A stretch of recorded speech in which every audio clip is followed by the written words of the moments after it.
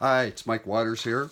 Going to give you another installment on global warming made simple, which actually it's not all that simple, but the uh, the simple part is this. I'll try to get right to the point.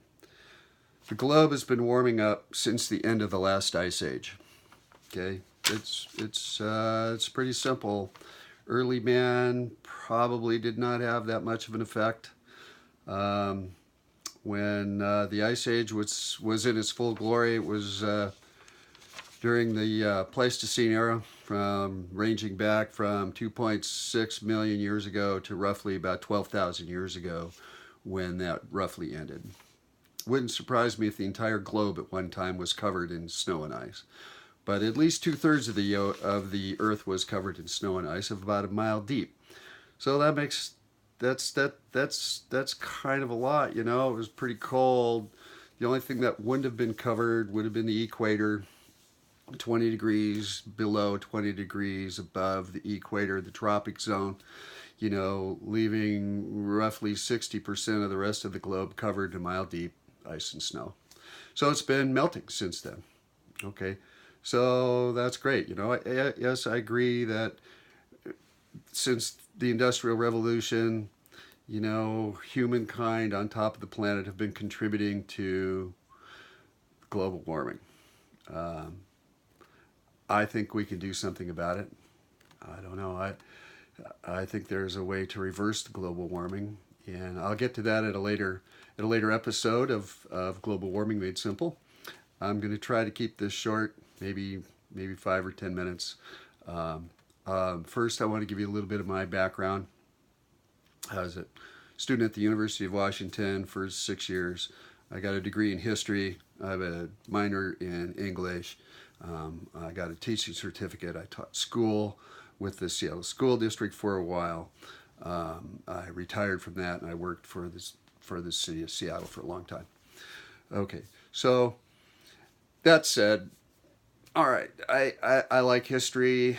I like looking at the macro situation, if there is one. And, you know, while people are saying, oh, global warming's a myth, blah, blah, blah, it's kind of ridiculous to think that way, because the first thing that came to my mind, and this was like about 5 years ago, was that, you know, it's been warming up since the end of the ice age. I mean, you know, but what's the cause? Is there a causality there? Is there a reason for it to freeze up and a reason for it to thaw out? You know, of course, there's a lot of reasons it could have froze up.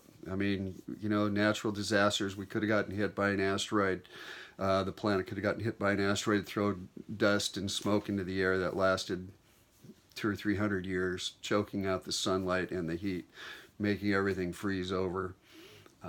Could have been massive volcanoes spewing dust and ash and smoke into the atmosphere. But what causes the volcanoes? Maybe an asteroid strike or a comet strike. You know. Okay, so in conjunction to what those causes could have occurred, tipping us into an ice age, you know, bringing us out of the ice age, I think obviously just time itself, the planet itself finally cooling off. If it got hit, you know, if it got hit by an asteroid, there'd be a certain amount of friction and heat building up. There'd be a pretty big explosion. I don't know how long the heat would last. Probably not that long. But so anyway, simply put, though, I do believe, since I've been watching what's going on with the Kepler telescope and project that, you know, JPL and NASA is into, which is taking pictures of deep space. They do take pictures of space on the infrared level and wavelength. And they've, you know, I've seen some pretty cool photographs of the deep universe, you know, that show areas of hot and cold. So I know it's more complicated than that, but simply we could just be, you know, our planet, our solar system, our galaxy, as it moves through space, could just very simply be moving into an area of space that is warmer than it has been in the past. And if that's the case, for the last 15,000 years, it's been melting all of the glaciers and the snow and ice that's been on top of the earth as a result of the Ice Age. One thing I'd like to interject here at this point is there is some written record of the Ice Age dating back. I don't know. I mean, one of the books I like to read, and I know it wasn't written 10,000 years ago and was put together about 1,700 years ago, but is the Bible. And everybody is familiar with the account of Noah and Noah's Ark. You know, why do you think it would have rained for 40 days and 40 nights and flooded? You know, where did all the moisture come from? Well, Noah was probably the first account of global warming, you know, and there's all these other ancient cultures and civilizations that happened, you know, pre-written record, you know, or even the beginning of the written records. The Sumerians, the Mesopotamians, you know, Egypt, China, you know, even in the Americas, all these ancient civilizations have a flood myth. Well, I'm here to tell you that it wasn't a myth. You know, it was the advent of global warming. There's tons and tons of snow and ice on top of the planet, and it's melting. And what could cause a flood of that magnitude? And I'll tell you one other thing here right now. It's there's an Icelandic word for it. It's called eucalypts, and I'll show it to you right here. Eucalypts. It's called an ice lake rupture.